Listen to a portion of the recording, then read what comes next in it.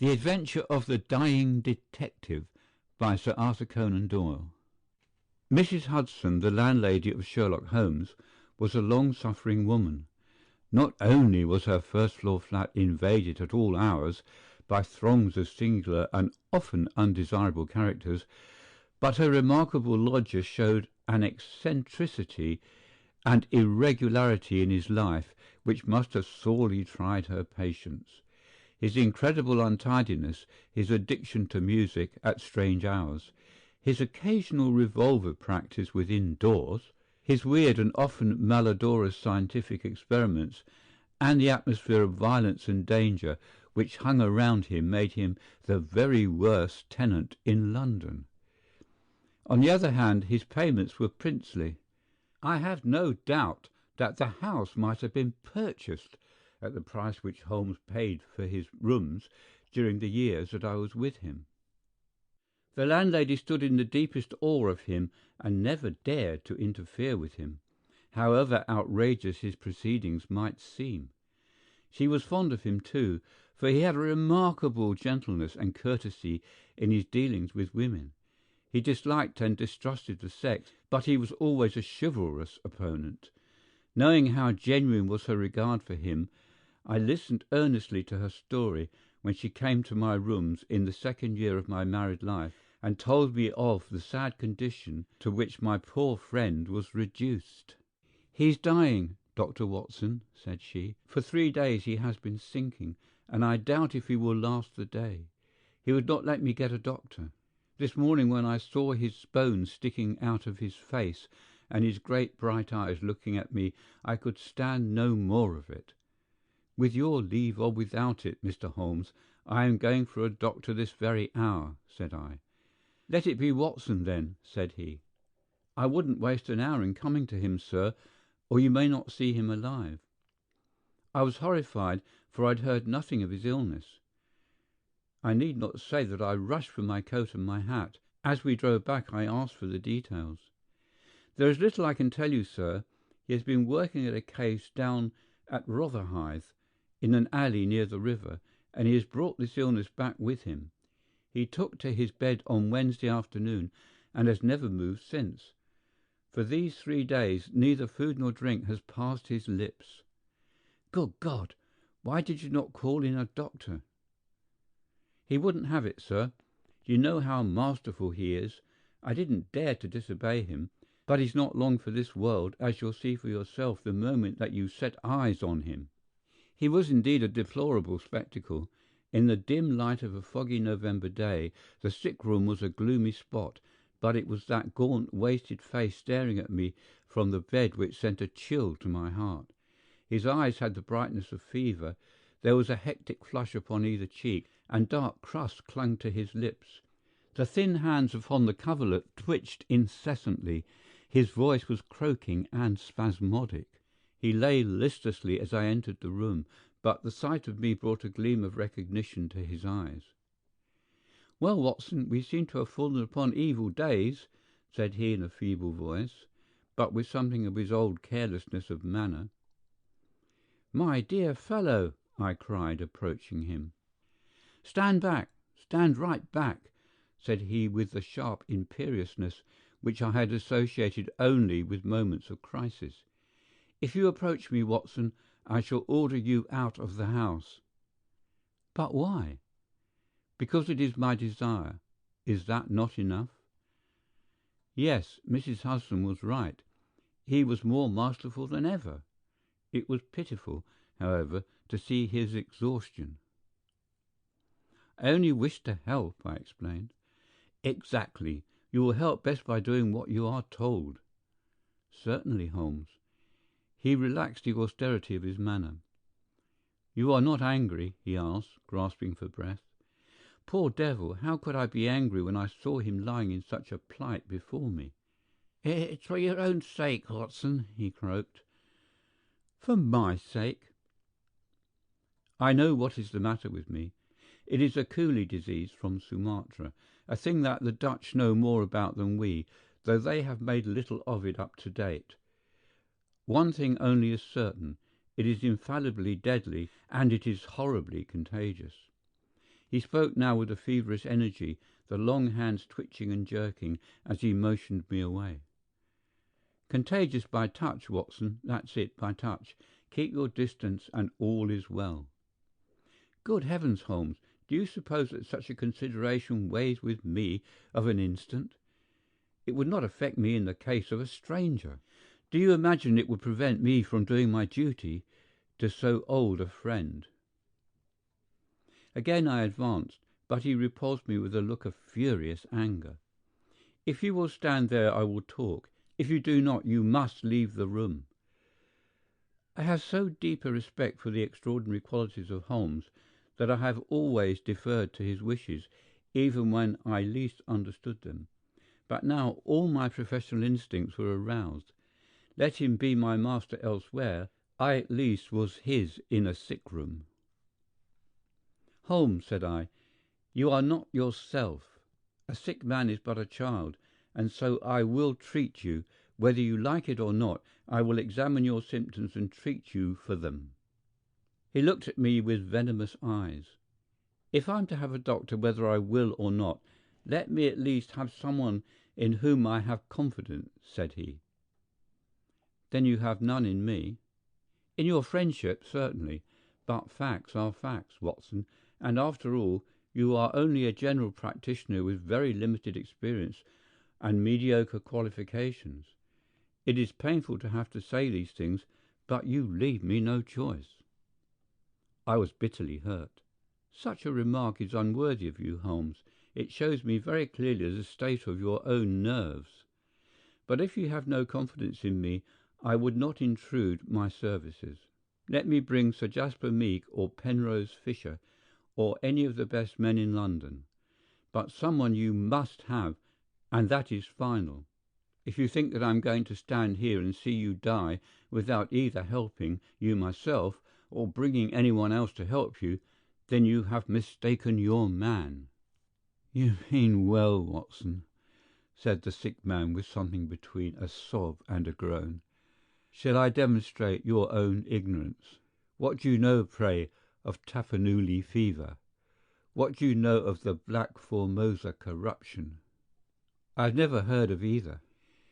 "There are many problems of disease, many strange pathological possibilities in the East, Watson." He paused after each sentence to collect his failing strength. "I have learned so much during some recent researches, which have a medico-criminal aspect. It was in the course of them that I contracted this complaint." "You can do nothing." "Possibly not, but I happen to know that Dr. Ainstree, the greatest living authority upon tropical disease, is now in London. All remonstrance is useless, Holmes. I am going this instant to fetch him." I turned resolutely to the door. Never have I had such a shock. In an instant, with a tiger spring, the dying man had intercepted me. I heard the sharp snap of a twisted key. The next moment he had staggered back to his bed, exhausted and panting after his one tremendous outflame of energy. "You won't take the key from me by force, Watson. I've got you, my friend. Here you are, and here you will stay until I will otherwise. But I'll humour you." All this in little gasps with terrible struggles for breath between. "You've only my good at heart. Of course, I know that very well. You shall have your way, but give me time to get my strength." "Not now, Watson, not now. It's 4 o'clock. At 6 you can go." "This is insanity, Holmes." "Only 2 hours, Watson. I promise you will go at 6. Are you content to wait?" "I seem to have no choice." "None in the world, Watson. Thank you. I need no help in arranging the clothes. You will please keep your distance. Now, Watson, there is one other condition that I would make. You will seek help, not from the man you mention, but from the one that I choose." "By all means." "The first 3 sensible words that you have uttered since you entered this room, Watson. You will find some books over there. I am somewhat exhausted. I wonder how a battery feels when it pours electricity into a non-conductor. At 6, Watson, we resume our conversation. But it was destined to be resumed long before that hour, and in circumstances which gave me a shock hardly second to that caused by his spring to the door. I had stood for some minutes looking at the silent figure in the bed. His face was almost covered by the clothes, and he appeared to be asleep. Then, unable to settle down to reading, I walked slowly round the room, examining the pictures of celebrated criminals with which every wall was adorned. Finally, in my aimless perambulation, I came to the mantelpiece. A litter of pipes, tobacco pouches, syringes, penknives, revolver cartridges, and other debris was scattered over it. In the midst of these was a small black and white ivory box with a sliding lid. It was a neat little thing, and I had stretched out my hand to examine it more closely when— It was a dreadful cry he gave, a yell which might have been heard down the street. My skin went cold and my hair bristled at that horrible scream. As I turned, I caught a glimpse of a convulsed face and frantic eyes. I stood paralyzed, with the little box in my hand. "Put it down! Down, this instant! Watson, this instant, I say!" His head sank back upon the pillow, and he gave a deep sigh of relief as I replaced the box upon the mantelpiece. "I hate to have my things touched, Watson. You know that I hate it. You fidget me beyond endurance. You, a doctor, you are enough to drive a patient into an asylum. Sit down, man, and let me have my rest." The incident left a most unpleasant impression upon my mind. The violent and causeless excitement, followed by this brutality of speech, so far removed from his usual suavity, showed me how deep was the disorganization of his mind. Of all ruins, that of a noble mind is the most deplorable. I sat in silent dejection until the stipulated time had passed. He seemed to have been watching the clock as well as I, for it was hardly 6 before he began to talk with the same feverish animation as before. "Now, Watson," said he, "have you any change in your pocket?" "Yes." "Any silver?" "A good deal." "How many half-crowns?" "I have 5." "Ah, too few, too few. How very unfortunate, Watson. However, such as they are, you can put them in your watch-pocket, and all the rest of your money in your left trouser pocket. Thank you. It will balance you so much better like that." This was raving insanity. He shuddered and again made a sound between a cough and a sob. "You will now light the gas, Watson, but you will be very careful that not for one instant shall it be more than half on. I implore you to be careful, Watson. Thank you, that is excellent. No, you need not draw the blind. Now you will have the kindness to place some letters and papers upon this table within my reach. Thank you. Now some of that litter from the mantelpiece. Excellent, Watson. There is a sugar tongs there. Kindly raise that small ivory box with its assistance. Place it here among the papers. Good. You can now go and fetch Mr. Culverton Smith of 13 Lower Burke Street. To tell the truth, my desire to fetch a doctor had somewhat weakened, for poor Holmes was so obviously delirious that it seemed dangerous to leave him. However, he was as eager now to consult the person named as he had been obstinate in refusing. "I never heard the name," said I. "Possibly not, my good Watson.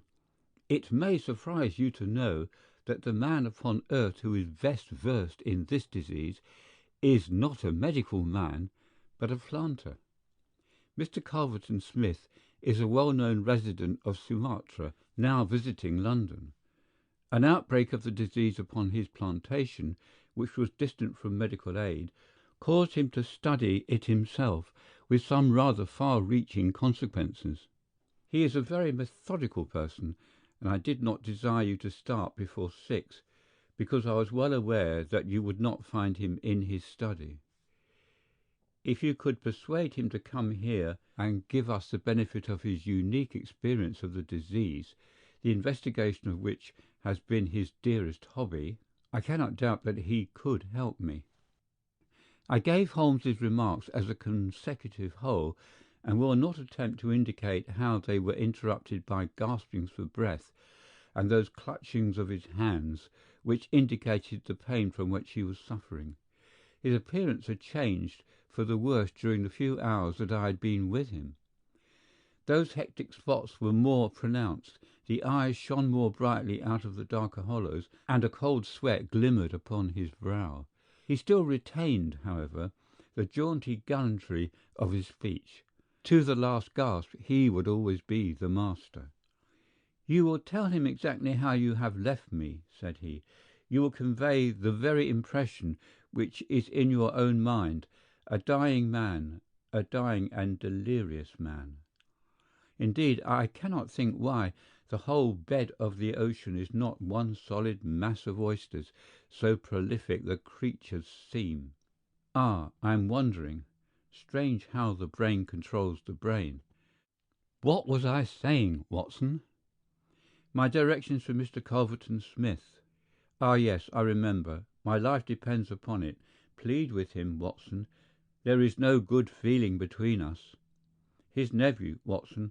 I had the suspicions of foul play, and I allowed him to see it. The boy died horribly. He has a grudge against me. You will soften him, Watson. Beg him, pray him, get him here by any means. He can save me. Only he. I will bring him in a cab if I have to carry him down to it. You will do nothing of the sort. You will persuade him to come, and then you will return in front of him. Make any excuse so as not to come with him. Don't forget, Watson, you won't fail me. You never did fail me. No doubt there are natural enemies which limit the increase of the creatures. You and I, Watson, we have done our part. Shall the world, then, be overrun by oysters? No, no, horrible. You'll convey all that is in my mind. I left him full of the image of this magnificent intellect babbling like a foolish child. He had handed me the key, and with a happy thought I took it with me, lest he should lock himself in. Mrs. Hudson was waiting, trembling and weeping, in the passage. Behind me, as I passed from the flat, I heard Holmes' high, thin voice in some delirious chant. Below, as I stood whistling for a cab, a man came on me through the fog. "How is Mr. Holmes, sir?" he asked. It was an old acquaintance, Inspector Morton of Scotland Yard, dressed in unofficial tweeds. "He is very ill," I answered. He looked at me in a most singular fashion. Had it not been too fiendish, I could have imagined that the gleam of the fanlight showed exultation in his face. "I heard some rumour of it," said he. The cab had driven up, and I left him. Lower Burke Street proved to be a line of fine houses lying in the vague borderland between Notting Hill and Kensington. The particular one at which my cabman pulled up had an air of smug and demure respectability in its old-fashioned iron railings, its massive folding door, and its shining brasswork. All was in keeping with a solemn butler who appeared framed in the pink radiance of a tinted electrical light behind him. "Yes, Mr. Culverton Smith is in, Dr. Watson." "Very good, sir. I will take up your card." My humble name and title did not appear to impress Mr. Culverton Smith.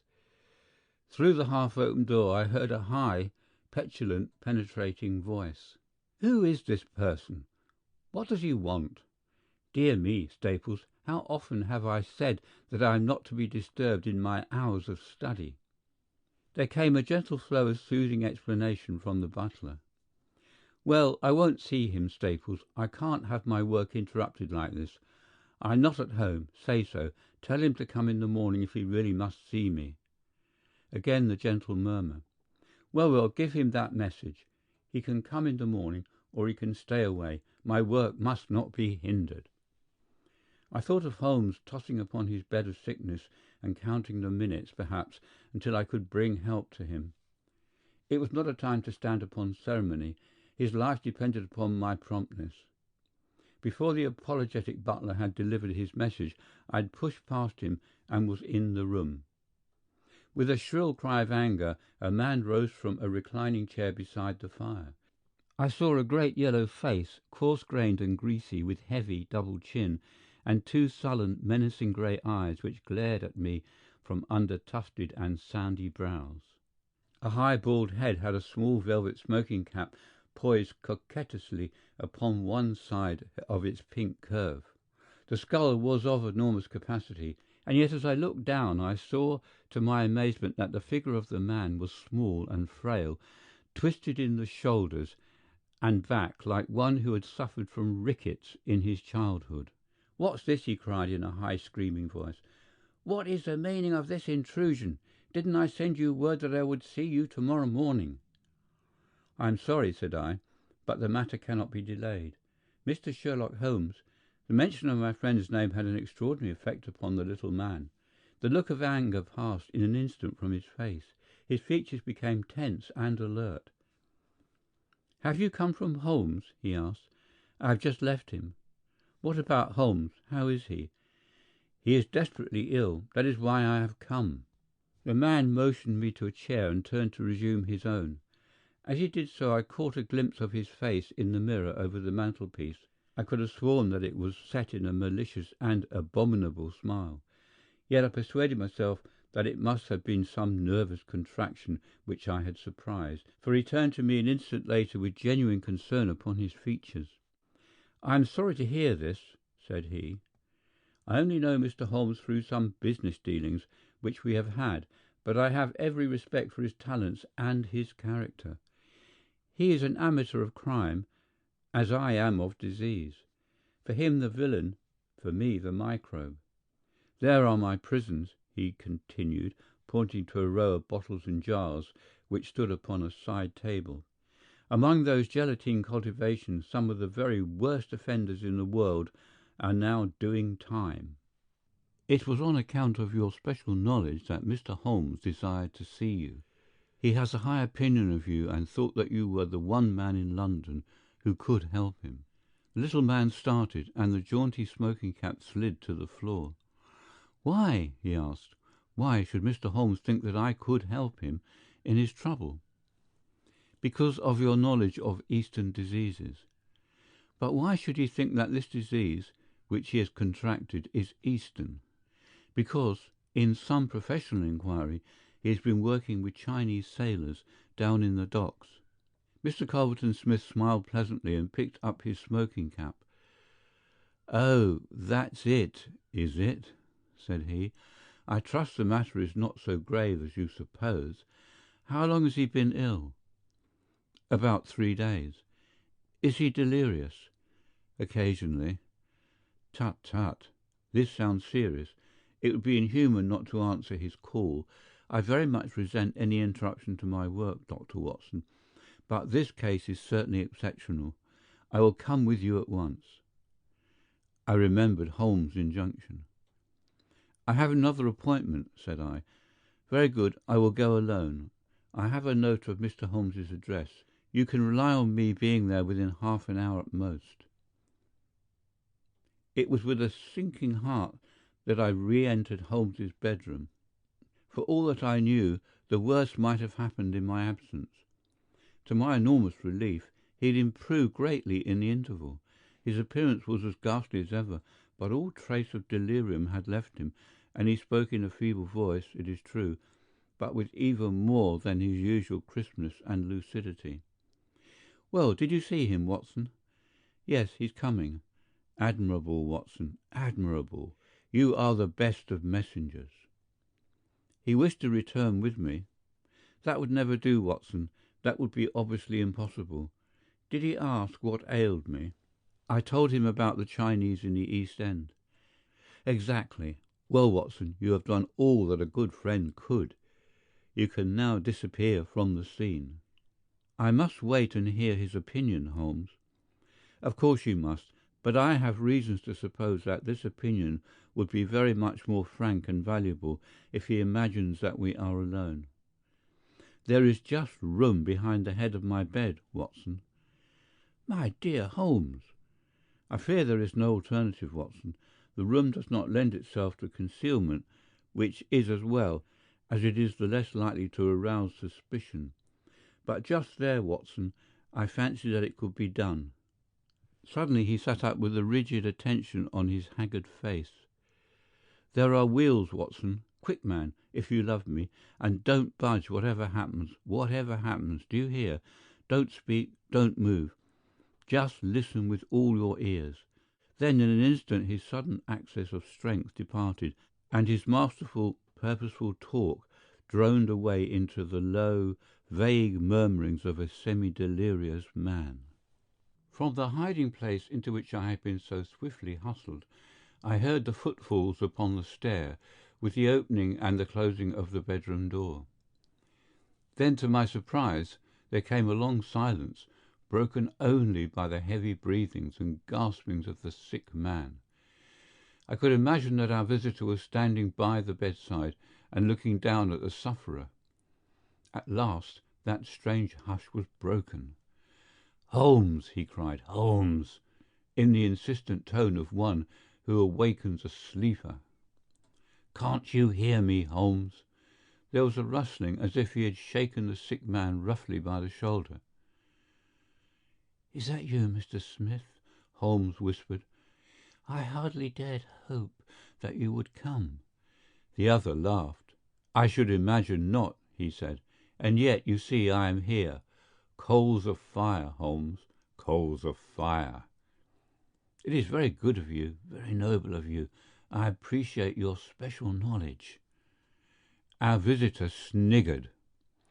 "You do. You are fortunately the only man in London who does. Do you know what is the matter with you?" "The same," said Holmes. "Ah, you recognize the symptoms?" "Only too well." "Well, I shouldn't be surprised, Holmes. I shouldn't be surprised if it were the same. A bad look-out for you if it is. Poor Victor was a dead man on the 4th day, a strong, hearty young fellow. It was certainly, as you said, very surprising that he should have contracted an out-of-the-way Asiatic disease in the heart of London. A disease, too, of which I had made such a very special study. Singular coincidence, Holmes. Very smart of you to notice it, but rather uncharitable to suggest that it was cause and effect." "I knew that you did it." "Oh, you did you? Well, you couldn't prove it anyhow. But what do you think of yourself spreading reports about me like that, and then crawling to me for help the moment you are in trouble? What sort of a game is that, eh?" I heard the rasping, laboured breathing of the sick man. "Give me the water," he gasped. "You're precious near your end, my friend, but I don't want you to go till I have had a word with you. That's why I give you water. There, don't slop it about. That's right. Can you understand what I say?" Holmes groaned. "Do what you can for me. Let bygones be bygones," he whispered. "I'll put the words out of my head. I swear I will. Only cure me and I'll forget it." "Forget what?" "Well, about Victor Savage's death. You as good as admitted just now that you had done it. I'll forget it." "You can forget it or remember it, just as you like. I don't see you in the witness box. Quite another shaped box, my good Holmes, I assure you. It matters nothing to me that you should know how my nephew died. It is not him we are talking about. It's you." "Yes, yes." "The fellow who came for me, I've forgotten his name, said that you contracted it down in the East End among the sailors." "I could only account for it so." "You are proud of your brains, Holmes, are you not? Think yourself smart, don't you? You came across someone who was smarter this time. Now cast your mind back, Holmes. Can you think of no other way you could have got this thing?" "I can't think. My mind is gone. For heaven's sake, help me." "Yes, I will help you. I'll help you to understand just where you are and how you got there. I'd like you to know before you die." Give me something to ease my pain. Painful, is it? Yes, the coolies used to do some squealing towards the end. Takes you as cramp, I fancy. Yes, it is cramp. Well, you can hear what I say anyhow. Listen now. Can you remember any unusual incident in your life just about the time your symptoms began? No, nothing. Think again. I'm too ill to think. Well, then, I'll help you. Did anything come by post? By post? A box, by chance? I'm fainting. I'm gone. Listen, Holmes. There was a sound as if he was shaking the dying man, and it was all that I could do to hold myself quiet in my hiding place. You must hear me. You shall hear me. Do you remember a box, an ivory box? It came on Wednesday. You opened it. Do you remember? Yes, I opened it. There was a sharp spring inside it. Some joke? It was no joke, as you will find to your cost. You fool! You would have it, and you have got it. Who asked you to cross my path? If you had left me alone, I would not have to hurt you. I remember, Holmes gasped. The spring. It drew blood. This box. This on the table. The very one, by George, and it may as well leave the room in my pocket. There goes your last shred of evidence. But you have the truth now, Holmes, and you can die with the knowledge that I killed you. You knew too much of the fate of Victor Savage, so I have sent you to share it. You are very near your end, Holmes. I will sit here and I will watch you die. Holmes's voice had shrunk to an almost inaudible whisper. What is that? Said Smith. Turn up the gas? Ah, the shadows begin to fall, do they? Yes, I will turn it up, that I may see you the better. He crossed the room, and the light suddenly brightened. Is there any other little service that I can do you, my friend?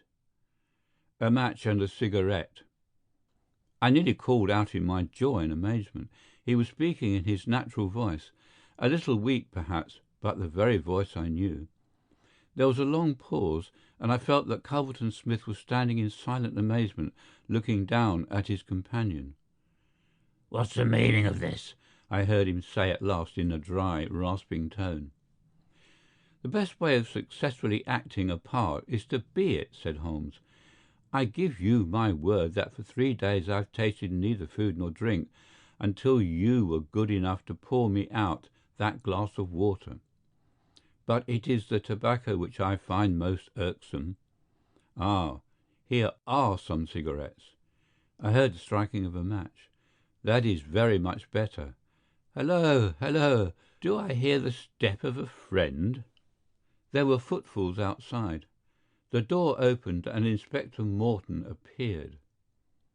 "All is in order, and this is your man," said Holmes. The officer gave the usual cautions. "I arrest you on the charge of the murder of one Victor Savage," he concluded. "And you might add of the attempted murder of one Sherlock Holmes," remarked my friend with a chuckle. "To save an invalid trouble, Inspector, Mr. Culverton Smith was good enough to give our signal by turning up the gas. By the way, the prisoner has a small box in the right-hand pocket of his coat which it would be as well to remove. Thank you. I would handle it gingerly if I were you. Put it down here. It may play its part in the trial." There was a sudden rush and a scuffle, followed by the clash of iron and a cry of pain.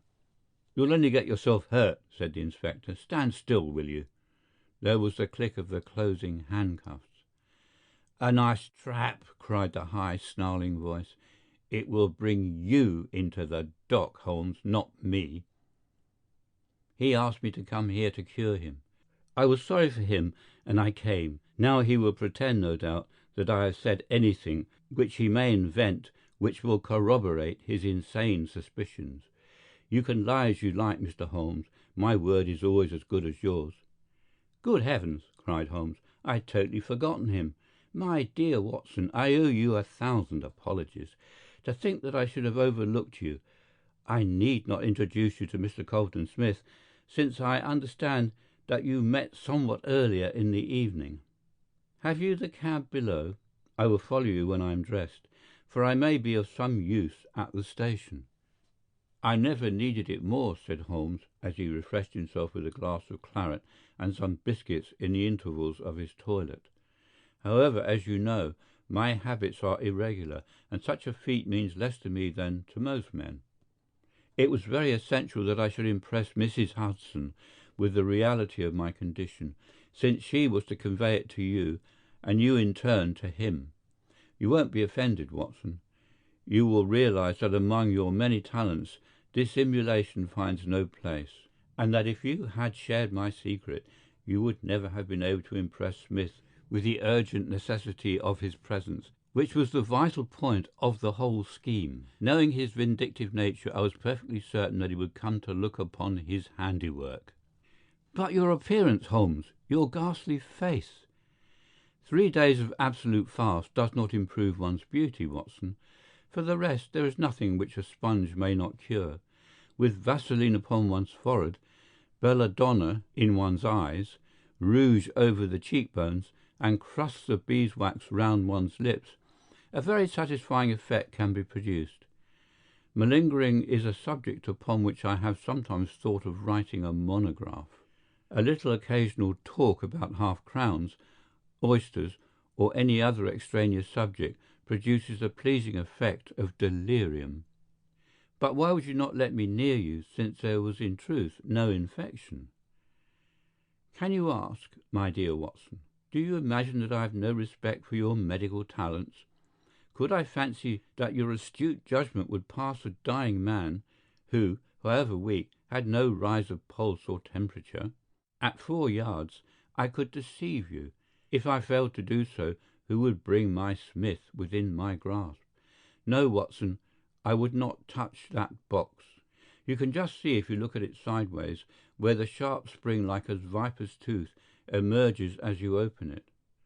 I dare say it was by some such device that poor Savage, who stood between this monster and a reversion, was done to death.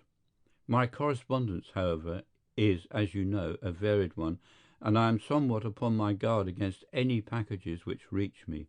It was clear to me, however, that by pretending that he had really succeeded in his design, I might surprise a confession. That pretence I have carried out with the thoroughness of the true artist. Thank you, Watson. You must help me on with my coat.